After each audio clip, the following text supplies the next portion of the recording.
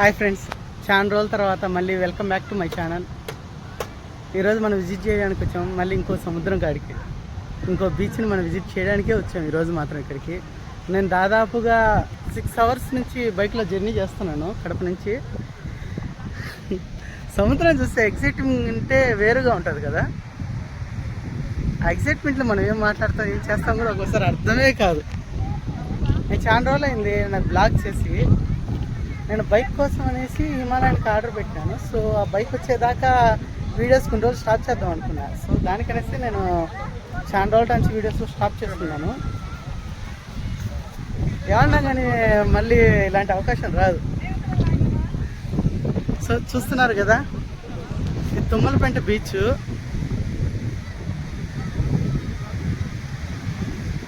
నేను 6 hours journey చేసిన friends ఈరోజు మాత్రము. కడప నుంచి నాన్ స్టాప్ వచ్చేసినాను ఇక్కడికి. కడప, బద్వేలు, దుత్తలూరు, కలిగిరి, కావలి. ఆ తర్వాత ఆడ నుంచి తుమ్మలపెంట రూట్ సపరేట్ వస్తుంది. ఆ రూట్లో వచ్చేసి నేను బీచ్ కాడికి వచ్చేసాను. చూస్తున్నారు కదా, అలలు మన కాళ్ళకి తగిలే క్షణం మాత్రము ఎవ్వరు మిస్ చేసుకోకూడదు. వావ్ అనిపిస్తుంది. అయితే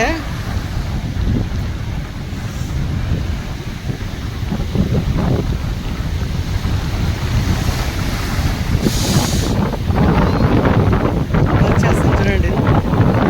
ఇక్కడికి రాలా, ఇంకొంచెం ముందుకు పోవాలా అనుకుంటా. ఒక్కసారి కాళ్ళకి తగిలితే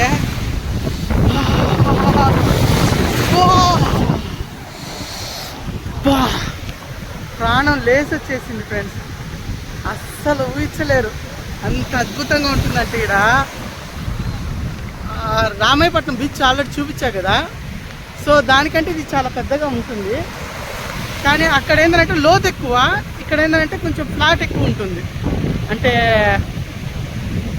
ఎత్తు ఎత్తు ఎత్తు పల్లాలు అంటారు కదా, ఇది ఎత్తుకు వస్తుంది, అది పల్లానికి వస్తుంది. That side will we go to Ramayapatnam. ఆ సైడ్ పోయినామంటే రామాయపట్నం వస్తుంది. ఇది తుమ్మలపెంట. ఇంకొక బీచ్ ఉండదు, అది చెన్నూరు బీచ్. ఇక్కడికి కావాలి నుంచి ఇక్కడ తుమ్మలపెంట వచ్చేదానికి అప్రాక్స్గా 12-13 కిలోమీటర్లు వస్తుంది. కంపల్సరీ 12-13 కిలోమీటర్లు అయితే వస్తుంది. అలసిపోయినా కదా, మాకు కూడా సరిగ్గా రావట్లేదు. చాలా గొంతులో తడి ఎండిపోయింది. సముద్రం లోపలికి పోవాలని ఉంది, కానీ ముందు వీడియో షూట్ చేసేసి ఆ తర్వాత మన బ్యాగ్ నాకు పెట్టేసాను నేను కొంచెం దూరంలో బోట్లో. బోట్స్ చూసారో లేదో మీరు, ఇదండి ఇవన్నీ మత్స్యకారుల బోట్లు. ఇది కొంచెం బాగుంటాయి. ఇంకా ఒకటి చూపించాలి. సముద్రం లోపలికి వెళ్ళిన తర్వాత తీసుకొని వస్తారు కదా వలల్లో, కొన్ని పనికిరాంటివి ఉంటాయి కదా, అవి గవ్వలు, శంఖాలు. చూస్తున్నారు కదా అన్నీ. ఇలాంటి గుట్టలు చాలా చోట్ల పెట్టడమే కాదు, ఇంకా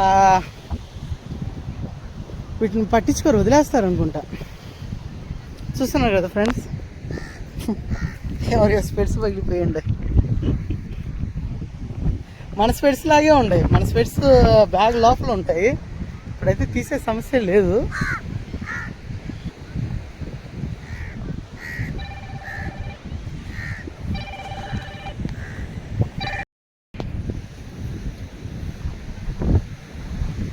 ఈ పెద్దవి కూడా ఇప్పుడు వలల్లో ఉన్న, చెప్పా కదా, పాత శంఖాలు, ఎండిపోయిన చేపలు ఉంటాయి కదా. సో ఇలా ఈ ఇరుక్కుని ఉన్నాయి కదా. సో వీటినన్నిటినీ వాళ్ళు తీసేస్తారు. బతికిందే చచ్చింది, ఎండ్రకాయ చచ్చిపోయింది అది. ఈ వలల్లో మనం కాలు పెట్టినా కానీ మనం ఇరుక్కోపోతాము. ఇదో వీళ్ళకి క్లీన్ చేసుకొని తర్వాత వలని తీసుకొని సముద్రంలోకి పోతారంట. సో వాళ్ళు రేపు పోతామని చెప్పారు. ఈ పెద్ద అయితే ఆయన చూస్తున్నారు కదా, ఈ వల్ల ఎంత డస్ట్ ఉండదు. ఈ ఎండిపోయిన చేపల్ని, శంఖాలని అన్నిటిని తీసేస్తున్నాడు పెద్దయ్య.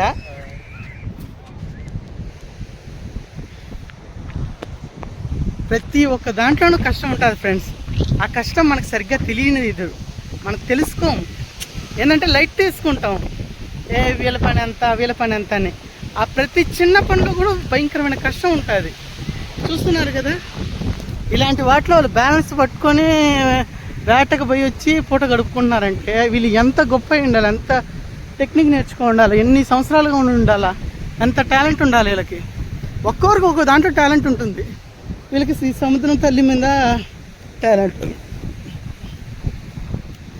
ఎవరైనా పోయి వస్తే చూద్దాం అనుకుంటే ఎవరే కానీ సముద్రంలో పోయి వచ్చిన వేటగాళ్ళు నేను చూడలేదు.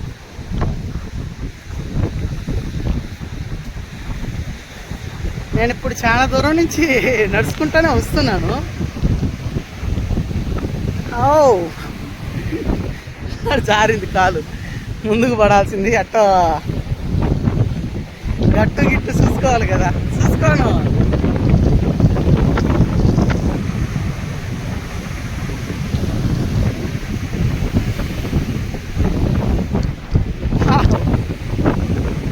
దాని నుంచి టాయ్ వచ్చేసింది.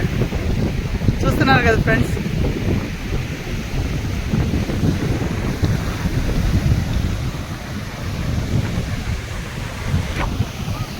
నేను బీచ్కి రావడం ఇది మొదటిసారి ఏం కాదు, నేను చాలాసార్లు వచ్చాను. కానీ ఈసారి మీ అందరితో పంచుకోవడానికి వచ్చాను. కింద వాటర్ వచ్చేసినాయి ఇదండి. అలల్లో అలా చిప్పలు, ముత్యపు చిప్పలు అంటారు అంతే కదా, శంఖాలు కొట్టుకొని వస్తూ ఉంటాయి. సో ఇప్పుడు వస్తాయి చూడండి, మళ్ళీ మనం దాటుకొని పోతే వస్తాయి. అలల పోటీ ఎక్కువ ఉన్నప్పుడే కనుక్కోగలగాల, లేదనుకోండి నెట్టుకుంటే వెళ్ళిపోతాయి అంతే, ఏం లేట్లా. అది చూడండి తెలిపిందా, అది చూస్తున్నారు కదా ఎండ్రకాయ. అది దాన్ని నేను చిన్నప్పటి నుంచి కూడా ఒక్కసారి పట్టలేకపోయినాను ఫ్రెండ్స్. చాలా సార్లు చూసినా కానీ కరెక్ట్గా చెప్పలేకపోతున్నానే.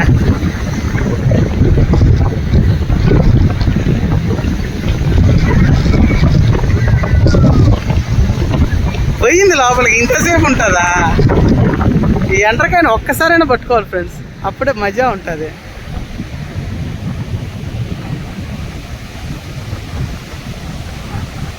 అదో మధ్య మధ్యలో బాల్స్ లాగా వైట్ కలర్లో ఉన్నాయి కదా, అయ్యే అంట వలలు. కనుక్కున్నాను నేను ఇంత ముందు. అదోదండి, అక్కడ వైట్ కలర్లో ఉన్నాయి కదా, అయ్యే అంట వలలు.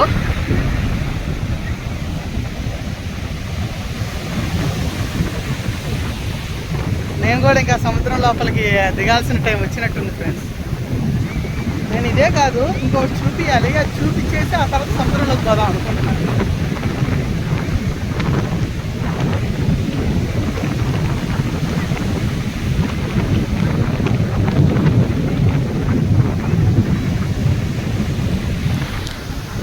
నా లైఫ్లోనే ఈ స్పెండర్ ప్లస్ మీద 6 hours journey friends, 6 hours journey. నాకు మైండ్ అసలు నా వల్లే కాదు, అసలు నడపలాకే పోయినా. ఆడి నుంచి మొత్తం వచ్చేసి కడప నుంచి ఇక్కడికి 178 కిలోమీటర్లు వస్తుంది. దాని నుంచి Kadapa to Badvel, Badvel to Duttalur, Duttalur to కావాలి, కలిగిరి కావాలి. ఇంకా ఆడి నుంచి ఇక్కడికి 13 కిలోమీటర్లు. అటు ఇటుగా 197 కిలోమీటర్ల దాకా నేను జర్నీ చేశాను ఈ ఒక్కరోజే. ఈ స్పెండర్ ప్లస్ కదా, 97cc కదా, సో అందుకనేసి కొంచెం ఇబ్బందిగా ఉంది.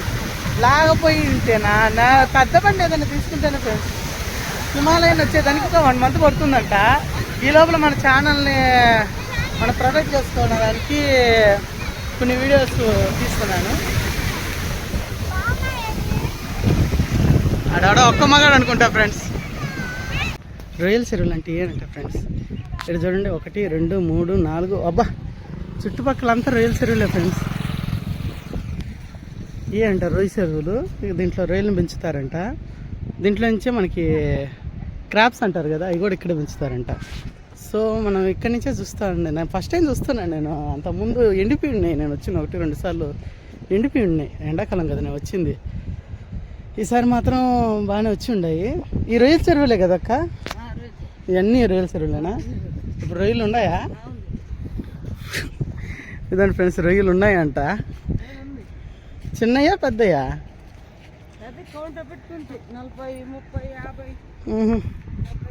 ఇక్కడ అమ్ముతారమ్మా? ఎన్ని రోజులకి అమ్ముతారు?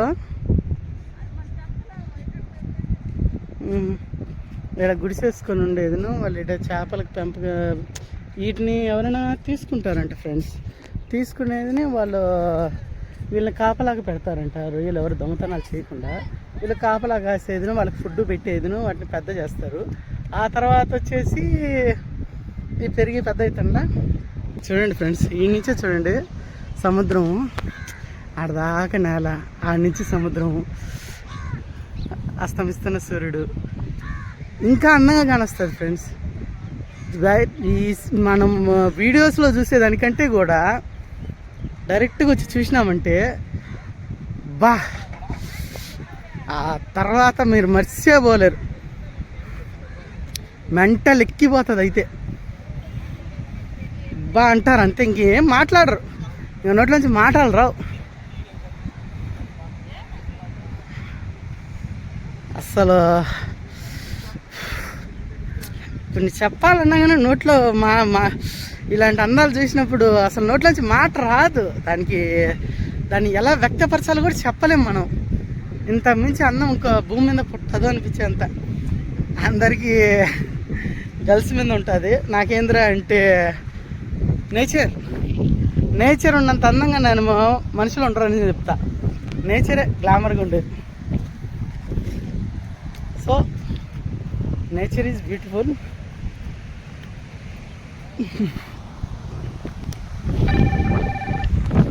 ఓకే ఫ్రెండ్స్, ఓకేనా? Hi friends. సో ఇంకా మనం ఇంతసేపు బయట ఉండి ఎక్స్ప్లోర్ చేసాం కదా, ఇప్పుడు ఒకసారి పూర్తిగా బీచ్ లోపలికి వెళ్ళిపోదామా?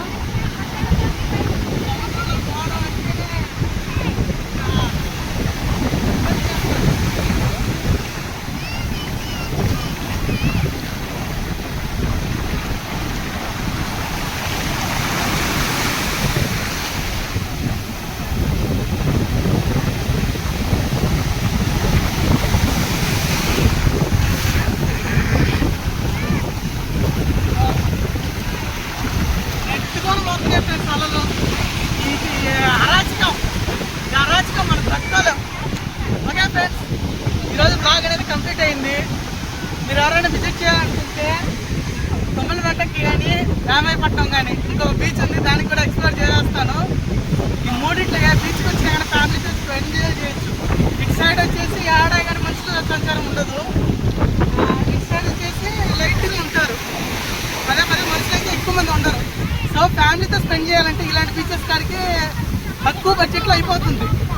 Okay friends, bye. ఇది రొయ్యల బీచ్లో ఫిల్టరింగ్ చేసే వర్క్ అంట. చూసేదానికి చూడండి, ఆ సూర్యుడు వెలుతురికి ఇక్కడ వర్క్కి చూసేదానికి ఎంత అందంగా ఉందో. కొన్ని మనం సింపుల్గా అనుకుంటాం కానీ అది చాలా చాలా చాలా మిరాకిల్గా ఉంటుంది. చిన్న చిన్న పనులు కూడా చాలా అందంగా ఉంటాయి.